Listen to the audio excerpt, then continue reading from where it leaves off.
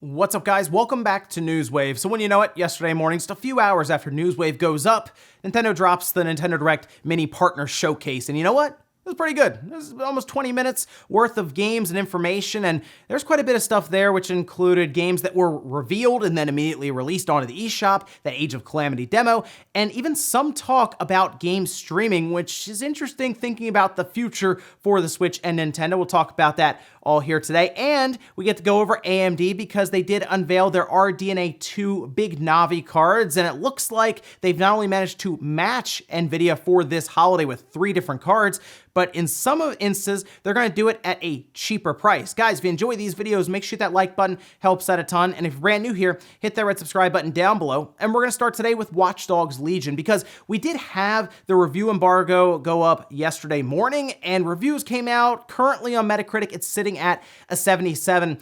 And that's a little lower than I thought. I thought it might be in the mid to low 80s, like an 83 or 84, so 77, not exactly what I was expecting there. But of course, we got review scores from all the big review sites, and Max Dreamcast Guy did do a very good video review on the game itself. So I would check out all of those resources if you're trying to determine if this is a game you should pick up this week when it releases. But my favorite thing about this is there was an issue when it comes to reviews, because it turns out that Eurogamer had a problem with overheating in this game, specifically on the Xbox One X, which is the system that Ubisoft told the reviewers to really use. It was their recommended platform for consoles. The only problem is, about 6 or 8 hours into the game, your Xbox One X will have a message that comes up, says it's overheating, and then it will promptly shut off. That's what it does to protect itself if it has issues with thermals. And the best part about all this is that the mission that you were on at the time was seriously called 404. Now, I'm not making that up. That is a real thing.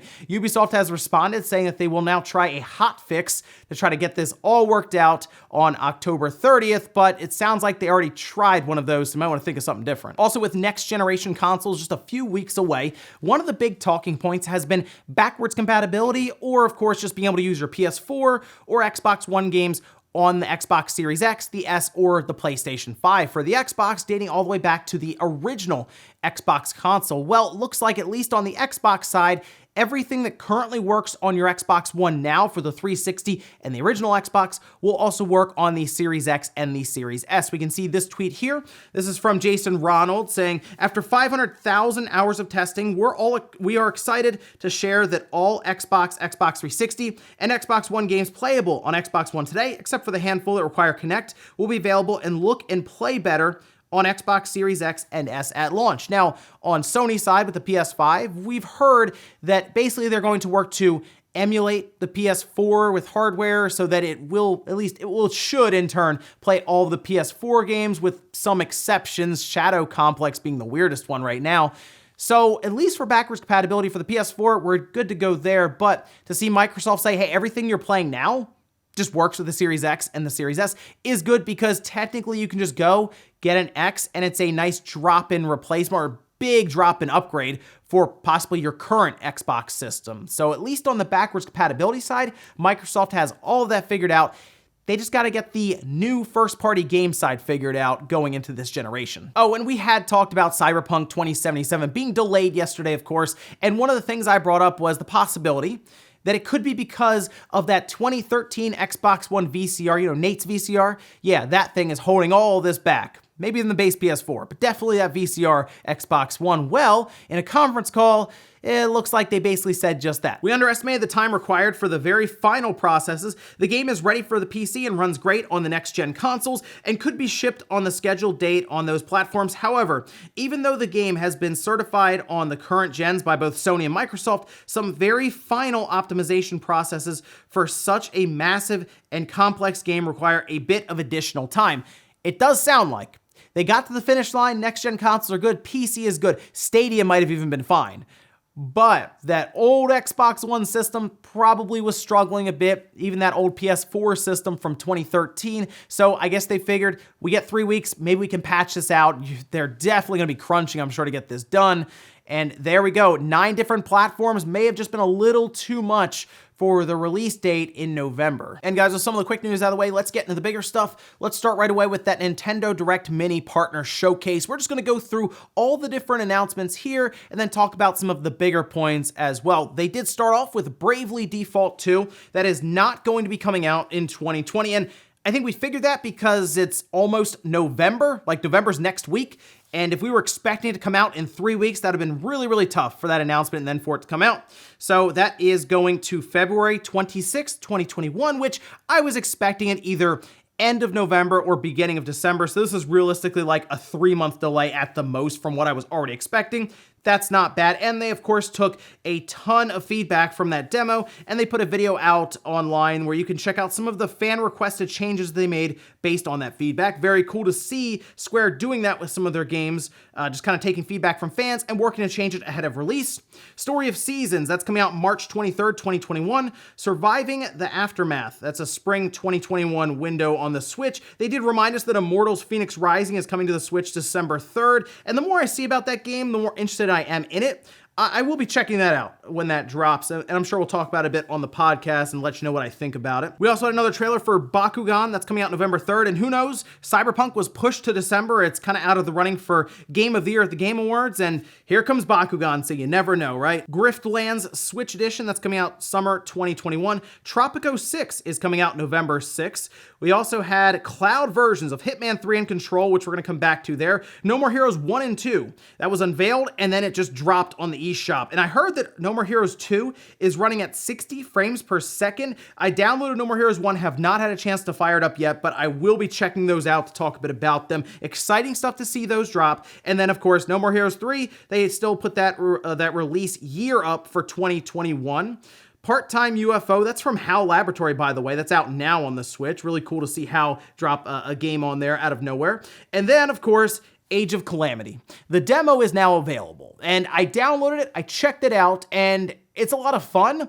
The one issue seems to be frame rate, and it's not just me, everyone seems to notice this. When there's a lot of stuff happening on screen, it starts to kind of chug a bit, but the game itself is really fun. I mean, it's a Warriors game, absolutely, and you could tell immediately when you start playing it, yes, this is similar to what we played before with a Dynasty Warriors game, right, or Hyrule Warriors, any of that, but they have put some twists and some spins on the overall idea where you're just hitting hundreds of different enemies, like they had a Guardian that you were kind of leading around. I don't want to spoil too much. I know it's a demo, but there's a lot there. Like, you're basically downloading the first bit of the game and you're playing it, and I played for like 2 hours, I think, and I'm still working through it. So yeah, it's a fairly lengthy bit of the game that you get to just try. So to be honest, you might as well download it and see what you think about it. Also, don't sleep on No More Heroes 1 and 2. I think you should at least start with 1, see what you think there. I think it's less than $20 right now because they dropped it on sale, and then you can kind of move up to 2 if you like it, but it's cool to see them get those out ahead of No More Heroes 3, so everyone kind of play through the series and get caught up on everything there. But looking up and down the list here for this Direct, it was pretty good. Apparently, this is the last one of the year according to Nintendo, which is expected. Again, we're at the end of October. I figure we'll kind of roll into 2021 and see what Nintendo has for us in January to kind of set up the rest of that year and get us rolling into what should be the Switch's big year. We expect things like Breath of the Wild 2 even to be out next year. And of course, it's the Zelda anniversary. There's a lot of things, I think, coming up. Maybe we'll even get our first look at Metroid Prime 4. You never know. But I think there's some exciting stuff coming up here on the horizon for the Switch. And this Direct Mini was a good way to close things out for 2020. Next up, let's talk about Nintendo and cloud gaming. We just talked about Hitman 3 that's coming in 2021 to the Switch, apparently through cloud streaming for gameplay, but Control Ultimate Edition is already out on the Switch. They just released that immediately, and it's like a 96 megabyte download. Really, it's just calling to a server, getting you signed in, and then you're streaming the game to the Switch. Now, this becomes really interesting because we have seen this before. This is not the first time they've done this, but I guess it would be the first time they've really done something like this outside of Japan. Remember, we had Resident Evil that was streamed, Resident Evil 7, because I remember I tried to sign in from here, didn't work too well at all. I believe Phantasy Star, same thing, they're streaming that as well. So I'm looking at this and I'm saying, are they testing the waters now for game streaming? Because I still think that's something that Microsoft wants to do with xCloud. I think they want to bring xCloud to the Switch. I think Nintendo themselves are probably interested in the idea of it because I don't think Control would have gone to the Switch otherwise. I don't think Hitman 3 would have gone to the Switch otherwise. So this really just adds an extra option to it for developers if they really want their game there. But my only problem with that right now is that you're basically stuck at home or near a really good hotspot of some kind with your Switch, or you're using your USB LAN connection like I was, that at least made it more tolerable. The latency was still noticeable, the picture quality still wasn't great overall, but it was functional. So now we kind of look to the future. What else could happen? Well, going through the URL where apparently the Switch is calling to, people managed to find Resident Evil 3, and that's not surprising. Once again, Capcom's already done something like this. So maybe in 2021, we head into more and more streaming games for the Switch for games that would not have made it to it otherwise. And I really am curious how people will respond to this overall, because Control is still like $40. It asks you to go into the eShop after a little while with plus and minus, and then there it is, it's a $40 game. Do you like the idea of buying something like that on the cloud for cloud streaming, or do you still like the idea more of a subscription service like xCloud through Game Pass Ultimate, where you pay a fee and then you just have access to all of these different games? I hope that Nintendo and Microsoft do come to some sort of agreement for xCloud to move over rather than the opposite, which feels more like Stadia, I guess. So we'll see. But at this point, Hitman 3 would be next. That'd be next year. And then I think Resident Evil 3 will probably be the one after that. I am curious if Phantasy Star makes the jump. That could be a way that they make this happen, where it just gets streamed to the Switch. I don't know. We'll see what happens here, but cloud streaming for games appears to be something that's really on Nintendo's radar going forward with other developers. Next up, let's talk about AMD and their new video cards that will be debuting in November, and all of them should be ready at least for the holiday. And what's good here is we have some actual competition at the high end for video cards. NVIDIA probably saw this themselves and were a bit surprised, I would figure, because AMD went straight for that 3090. And you know what? I'm a bit surprised with some of the results they got here. Let's go over to Anantech, who had a full chart, very easy breakdown so you can see yourself what's going on here, where we have pricing, release date, all of this, and they unveiled 3 different cards for us. We have the 6800, the 6800 XT, and the 6900 XT. From what I can tell, these are all competitors to current NVIDIA cards. The 6900 XT is a competitor to the 3090. We have the 6800 XT across from the 3080, and the 6800 appears to be across from the 3070, although it is a tad bit more expensive than I was thinking. That might be one where AMD got caught off guard with that 3070 a bit. Now, there was a lot of information to take in during AMD's presser that they had, but basically it looks like they are pushing the boost clocks up quite high in some cases. That 6900 XT going to 2.25 gigahertz is pretty high up there. 16 gigabytes of GDDR6 though across the board for all 3 cards. And if you're into teraflops like that, 13.9 teraflops for the 6800, the 6800 XT at 18.6 teraflops, and then the 6900 XT at 20.6 teraflops, 80 CUs on that 6900 XT.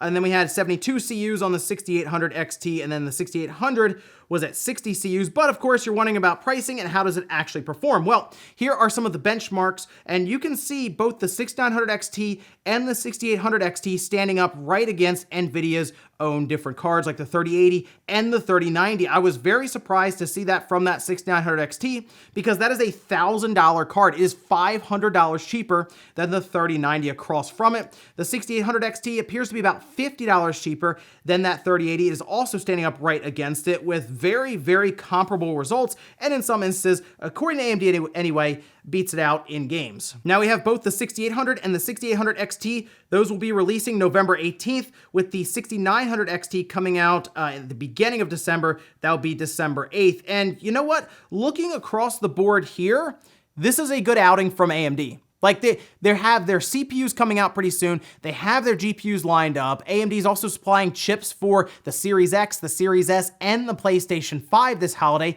AMD's firing on all cylinders right now, pushing Intel, pushing NVIDIA, and providing technology for the console space. I gotta say, AMD has everything together right now. This isn't normal for AMD. Usually they don't compete that well with NVIDIA in the high-end market. I still would like to see them have a bit more on the low-end market as well, and NVIDIA hasn't really unveiled anything too much on their end, to be fair.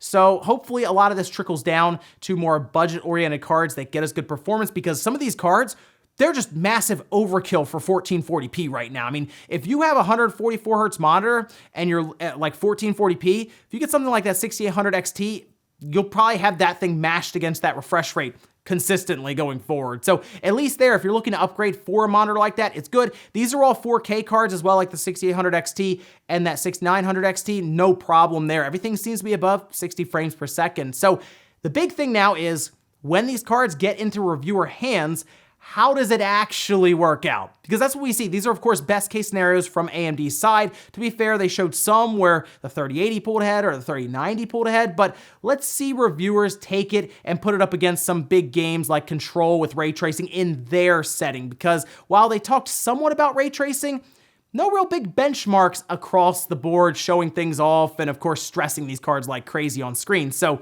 let's see how all of that goes down. But promising stuff here from AMD, exciting stuff for the video card space. And in our last bit of news, let's talk about PlayStation Plus for November because it does have our first PlayStation 5 game in there. Remember, I talked about what's going to be the first PlayStation 5 game that they add to PlayStation Plus, and they decided, hey, let's get Bugsnax. Here's the card that they put out here. The PS5 game for November is indeed Bugsnax, and it will be available as soon as the PlayStation 5 releases. That will be, of course, November 12th. And then on the other side, Shadow of War and Hollow Knight. Hollow Knight is an awesome game to pick up. Those will both be for the PS4, and of course will work on the PS5 anyway through backwards compatibility. Bugsnax makes a lot of sense. It's not a full-priced game anyway, but it was a game, of course, that reached kind of meme status, almost not quite knack, because we still don't know how good Bugsnax is, if it is good or any of that. I mean, at least looks promising, looks creative, but it reached that status where it was kind of almost like a joking thing online. But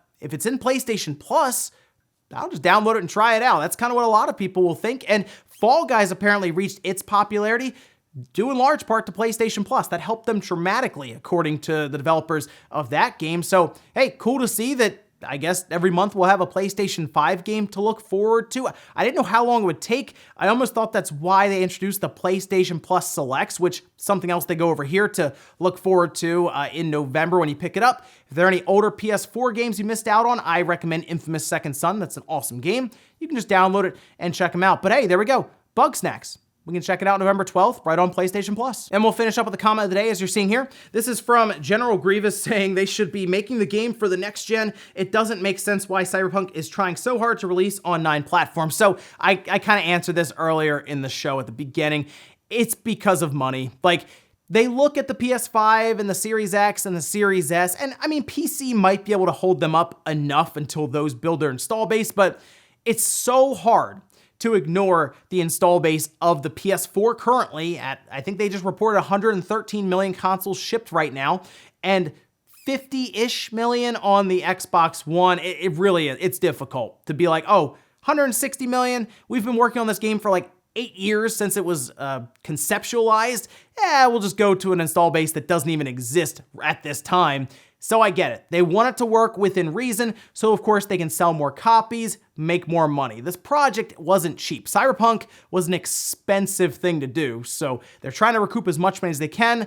However, I think they will just going forward on the PS5 and the Xbox Series X and S and PC, specifically as next-gen consoles build in their install size. This is a game that will be around for the entire generation coming up. And who knows, maybe it'll be one of those games that even gets a patch and upgrade for the PlayStation 6 and the next Xbox, depending on how that multiplayer turns out. And ladies and gentlemen, that's gonna do it here for Newswave. If you enjoyed this video, guys, hit that like button, it really helps out. If not, hit the dislike. Leave comments down below about everything we talked about here today, whether it's that Nintendo Direct Mini Partner Showcase, the Age of Calamity demo, No More Heroes 1 and 2. Was there anything in there that really stuck out to you? How do you feel about that Bravely Default 2 delay? And then what do you think about cloud gaming on the Switch? If there's no alternative to getting a game there, would you prefer that or just nothing? Let me know what you think about that. And then AMD's new video cards. They seem to match NVIDIA, and now are you being swayed from something like the 3080 or even the 3090 over to Team Red? Thanks guys for watching, and I'll see you next time.